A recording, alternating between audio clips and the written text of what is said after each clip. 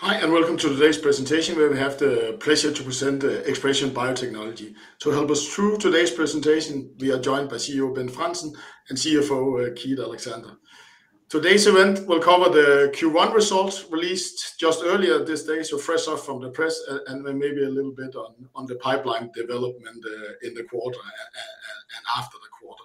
As always, you can ask questions in the box down below. Do it in Danish. I will try and translate to the best of my ability, but you can also ask in English. The presentation will be in English. But for now, I think I will hand the call over to you, Bent. Thank you very much, Michael, and thank you to HC Andersen Capital for hosting this webinar in connection with ExpreS2ion's Q1 release. My name is Ben Frandsen. I'll be presenting the first half, and Keith will take over, our CFO. So we are a listed company at Nasdaq First North Growth Market in Stockholm, and we do vaccines. As we say here, we do innovative vaccines for a healthier world, and we have a very exciting pipeline to underline that mission. We have the usual disclaimer to start with because of our public listing status. I'll let you read that in details when we publish this presentation at our webpage after the meeting. Well, first and foremost, we are a leader in advanced protein sciences and focus on a pipeline in multi-billion euro markets. These are within infectious diseases and oncology, where we have a high potential pipeline supported by a strong patent portfolio. The patents in our key assets are beyond 2041. And as mentioned, we are targeting sizable unmet medical needs and markets.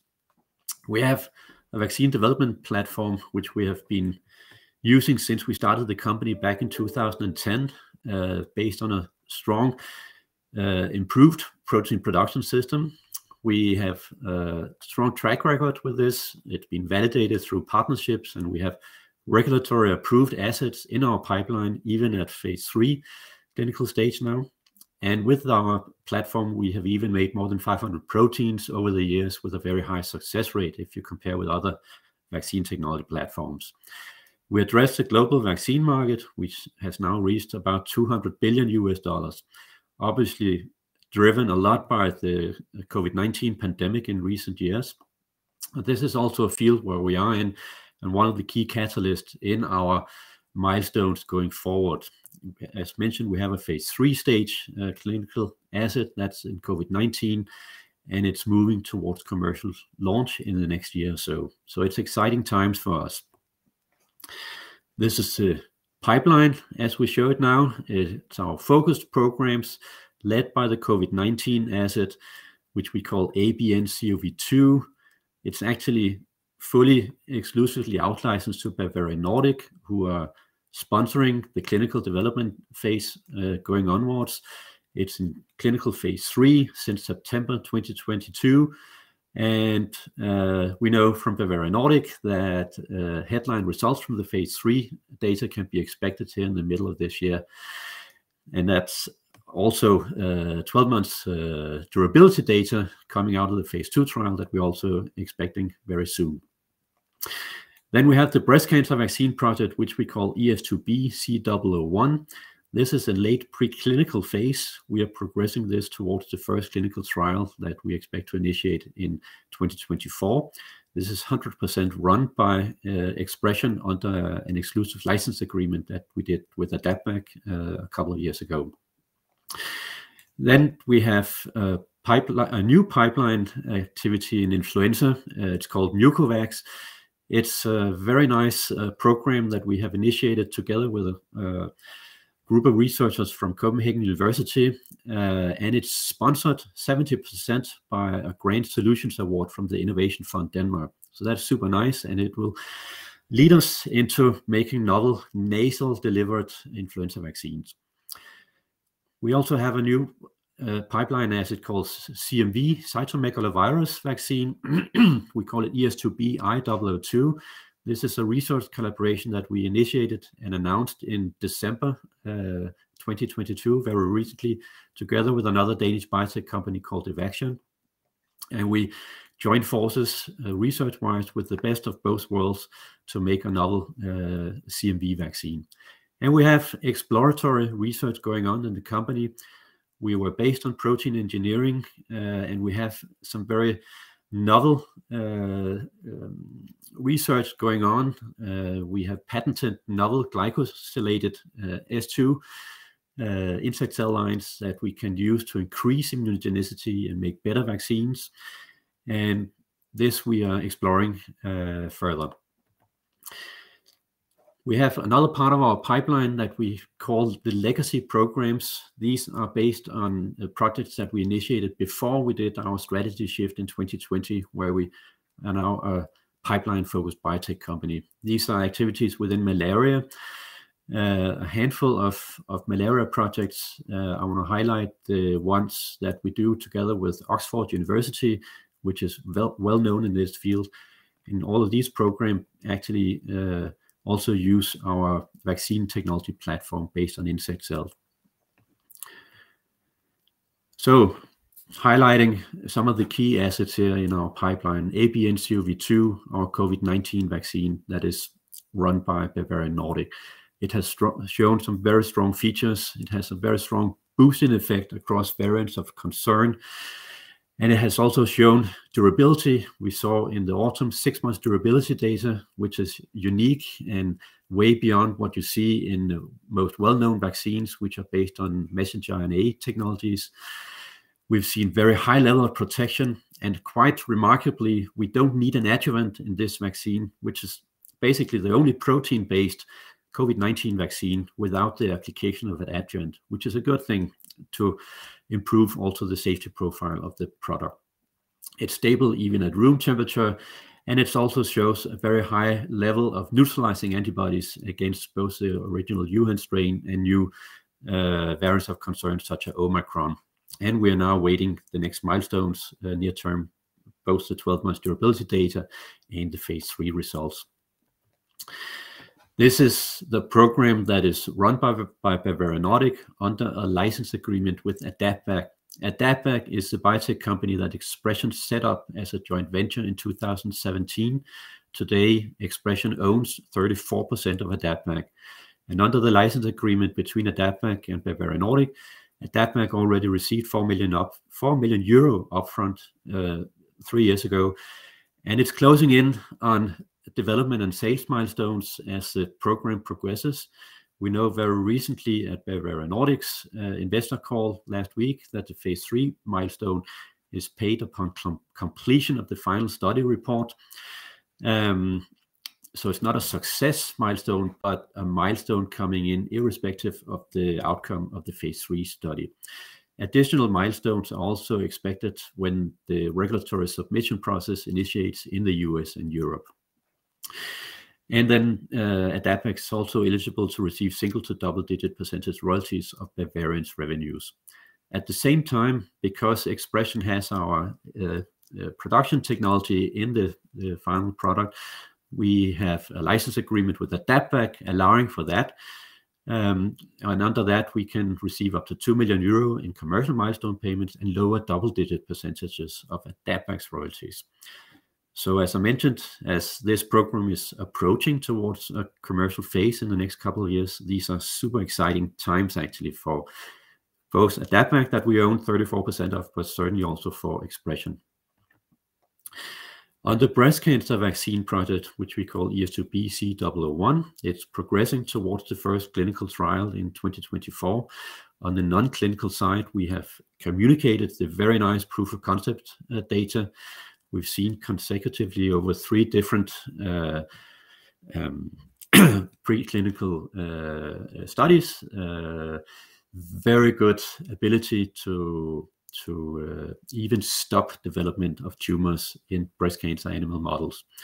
We have now also performed in vivo dose range finding studies in animal models, which is also an important step towards completing the preclinical package. And now, ongoing as we speak, we are conducting the pivotal GLP, good laboratory practice safety study in a qualified animal model. This is important because this will be part of the clinical trial application that we expect to file in the beginning of 2024.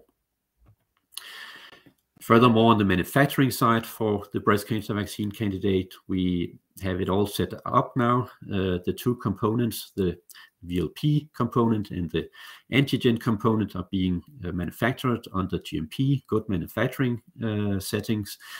And the combined product has already completed the engineering run and on pass for the GMP batch here later this year.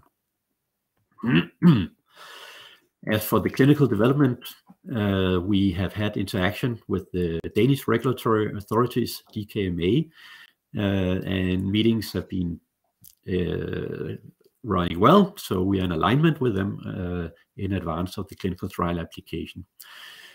We have the necessary setup internally as well as with external consultants set up to run this. We have progressed on the clinical quality management system, our QMS system, and we are right now in a very important phase of making requests for proposals from clinical contract research organizations.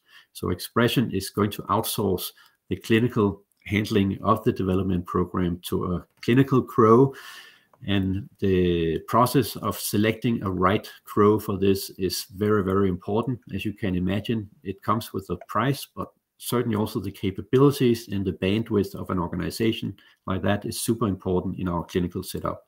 So this we are doing right now with the intention to select the right clinical CRO here in 2023. And as mentioned in the bottom, we expect to file the clinical trial application in the beginning of 2024 and expect to dose the first human in this study in 2024.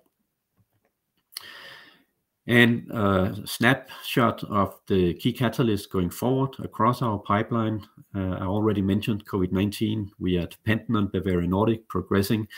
Very exciting to see the 12 months durability data right around the corner, the phase 3 initial readout here in the middle of 2023, and the initiation of the regulatory submission that will take place very soon. And hopefully we are in a position where we can say ABNCoV2 is a commercial product in 2024. The breast cancer, as I mentioned, we are running towards the clinical trial application in the beginning of 2024 and bringing this into a clinical phase 1 trial in 2024. Also the influenza programs, both the legacy project Indigo as well as the new project Mucovax are progressing. On the Indigo project, it's dependent on non-diluting funding under the development consortia set up for that. On the Mucovax, we got the non-diluting funding in place for that, so we can conduct the research that allows us to select a lead influenza vaccine candidate in the coming year. On the CMV, the cytomegalovirus project that we do together with Evaxion, we are in the middle of doing the research that will lead us also to eventually select a lead candidate going forward. And finally, on malaria, I mentioned University of Oxford before. They are progressing into clinical trials with a couple of these assets actually.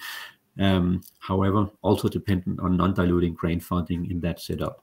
So all this is progressing, and we are very excited.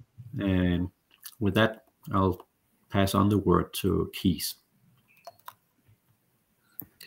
Great, thank you, Bent, and thank you, Michael.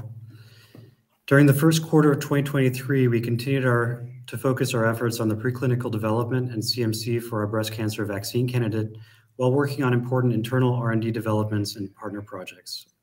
I'll walk through the impact this had on our financials. Starting with operating income, we experienced a 25% increase year over year in the first quarter to approximately 2.6 million Swedish crowns. Looking at the trend shown in the chart to the left, you can see that operating income in the quarter was up from recent quarters and near the long-term average. In the middle chart, we focus on net sales, which reflects revenue from projects, licenses, and our web shop. They were near the long-term average in the quarter. The increase is due to a few large clients. In the chart on the right, we show other operating income, that is grant-related income, which remained at very low levels compared to 2020 when we benefited from the COVID-19 related grant. Moving to the cost side, which is much more significant than the income side, operating costs in Q1 amounted to approximately 32.6 million, an increase of 95% compared with the first quarter of 2022. The increase is primarily driven by external R&D costs, for which we've shown the progression over the last 8 quarters, actually on the chart to the right. As with recent quarters, these costs increased primarily due to CMC costs for the breast cancer vaccine candidate, and more specifically, the costs of manufacturing for clinical activities. It is important to note that R&D costs and total operating costs decreased sequentially compared with the fourth quarter of 2022. Looking at other major cost drivers, personnel costs increased 22% in the quarter due to an increased number of full-time employees and related costs. After financial expenses and taxes, we had a net loss of approximately 26.3 million SEK in the quarter. This amounts to an increase of 90% year-over-year compared to the first quarter of 2022. Our next slide shows how our cash balance developed in the first quarter of 2023. At the start of the year, the company had a cash balance of approximately 111 million Swedish crowns. We spent 41 million crowns on operations and investment activities. This primarily reflects investment in the breast cancer vaccine. Finally, we realized a very small 1 million crown gain from the currency changes in the first quarter. Putting this all together, at the end of the quarter, the company had a cash balance of 72 million Swedish crowns.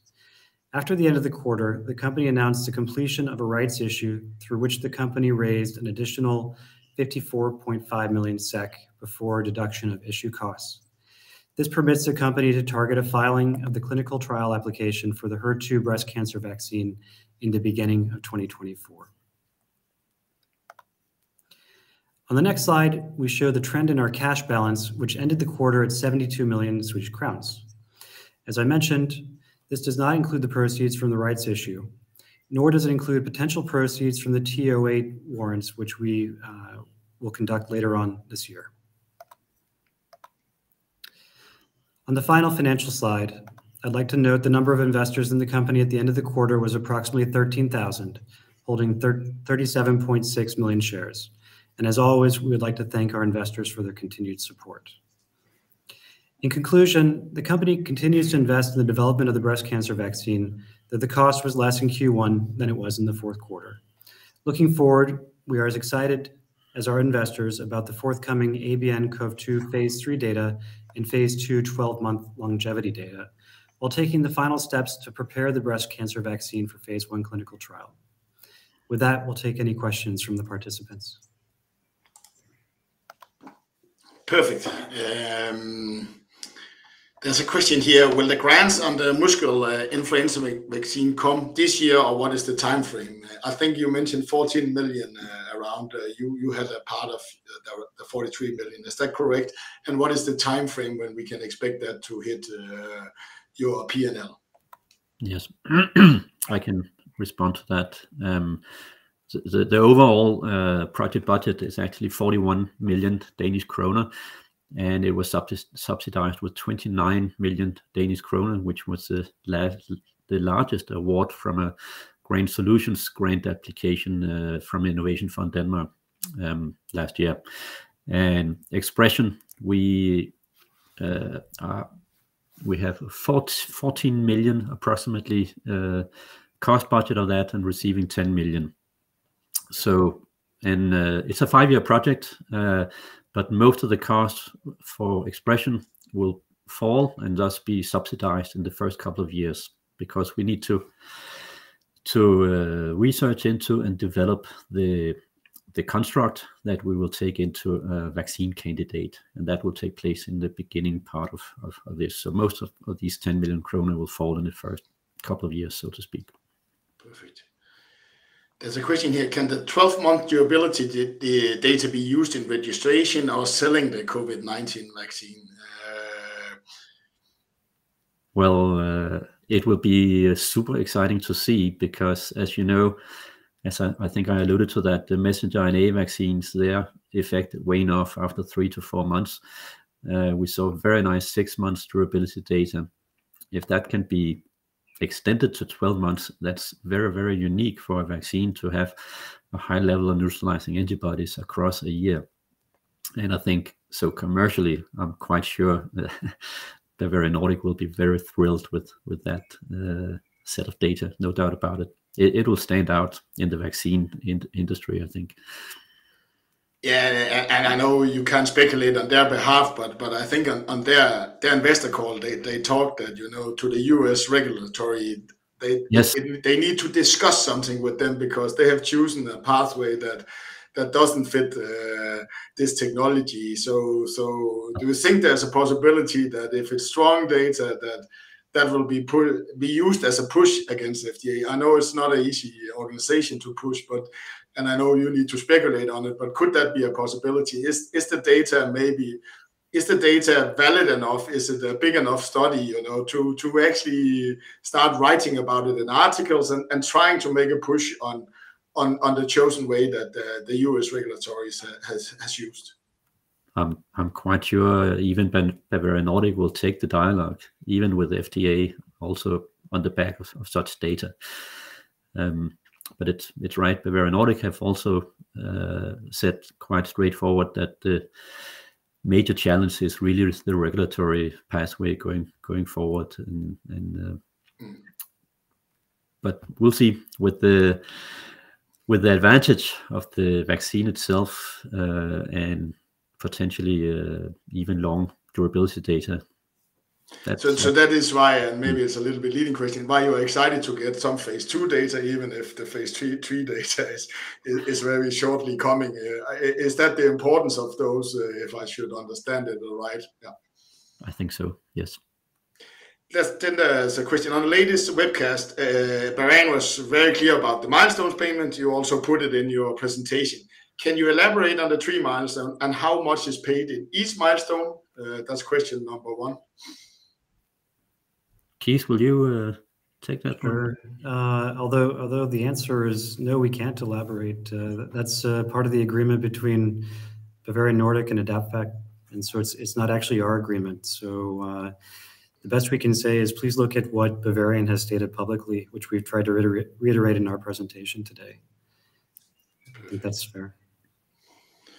Is there a clear agreement with AdaptVac regarding payment of milestones to the owners? With your 34% ownership, how much money does AdaptVac need? So have you made a clear pathway for the potential milestones to flow through AdaptVac and into the owners? There's a very clear shareholder agreement under which ExpreS2ion owns 34% of AdaptVac. AdaptVac is an earlier stage biotech company with a much shorter, smaller burn rate and no programs that are approaching more expensive development costs, like moving into later stage preclinical or clinical stage phases. So and the owners of AdaptVac, of course, therefore will likely get a portion of the proceeds from that, but I cannot say it's a percentage or say it's 34% of the proceeds coming in from Bavarian Nordic. We have to acknowledge that AdaptVac has a running business, but as I mentioned, it's a very small business. Perfect. As I read it, and this is a question, not as I read it as the one asking it. As I read it, ExpreS2ion gets 2 million euros. When do they fall in the process and from whom? Those 2 million euros are associated with reaching a commercial stage, so they are also right around the corner, and it's up to 2 million euro, so it's in tranches. I cannot say exactly the split between completion of the clinical package and the approval milestone, but it can lead to up to 2 million euro, and it could potentially also be within the coming years. How large do you estimate the COVID-19 market after WHO no longer classified COVID-19 COVID as a health emergency. Do you see any changes to your estimates? There's a lot of estimates in market. Has that changed anything in your mindset, or have you seen anything change out there as this reclassification of COVID-19? The COVID-19 market has been the most dynamic market at all here in the last couple of years. We've seen it even exceeding, we know it's 200 billion. And right now we say in our overview of our pipeline that the COVID-19 exceeds a 30 billion euro market. If you look at the revenues, Moderna and Pfizer-BioNTech, they are generating, it's still very, very, very high, double-digit annual revenues that they generate. But it's also known that it's going, it's decreasing, and we may have to adjust that market potential here later in the year. It's still a market potential, however, which is very, very high, and I think Bavarian Nordic, also with ABNCoV2, has the potential to generate a large market share in a very large market. Then there's a question here. Can you comment on the year expectations toward ESB HR2 VLP, the breast cancer candidate, financing need and progress in partnering development? If we start by the partner development, and then we can talk about the financing as a second part. We are obviously coming from a research place, and we have generated preclinical proof of concept data, which are quite compelling, and actually have also been published in a scientific journal, which is super nice. Partner-wise, it helps to generate clinical data, and that's why we put it like we do in our pipeline overview, that as soon as we have clinical data, then we are in a better position to take partnering discussions with potential partners.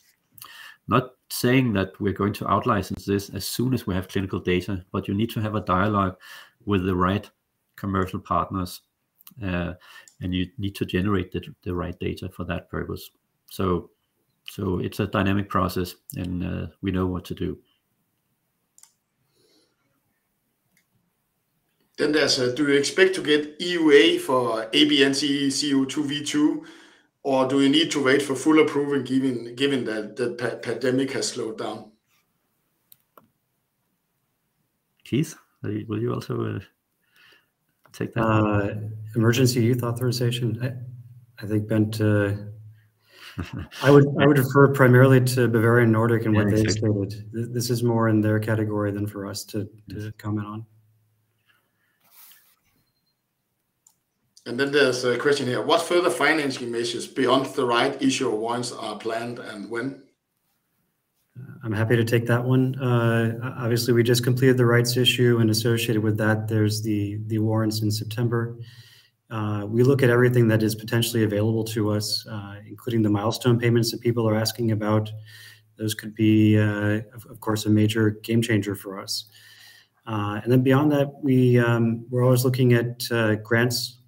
Those are very attractive because they're non-dilutive. We prefer to take those when they're available, especially when they're related to a specific project. Perfect. Isn't it a problem that the share price is low and the market cap almost corresponds to the cash holdings, valuing your potential asset very low with the current market cap and the cash holding after the?